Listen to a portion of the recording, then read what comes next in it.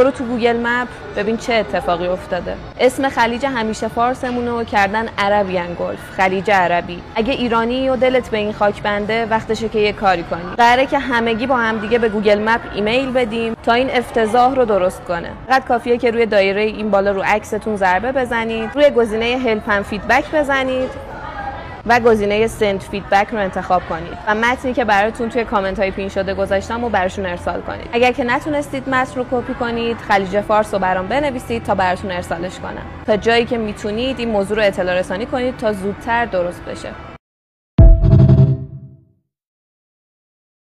برو تو گوگل مپ ببین چه اتفاقی افتاده. اسم خلیج همیشه فارسمونه و کردن عربین گلف، خلیج عربی. اگه ایرانی و دلت به این خاک بنده، وقتشه که یه کاری کنی. قراره که همگی با هم دیگه به گوگل مپ ایمیل بدیم تا این افتضاح رو درست کنه. فقط کافیه که روی دایره این بالا رو عکستون ضربه بزنید، روی گزینه هلپ اند فیدبک بزنید و گزینه سند فیدبک رو انتخاب کنید و متنی که براتون توی کامنت های پین شده گذاشتم رو براشون ارسال کنید. اگر که نتونستید متن رو کپی کنید، خلیج فارس رو برام بنویسید تا براتون ارسالش کنم. تا جایی که میتونید این موضوع رو اطلاع رسانی کنید تا زودتر درست بشه.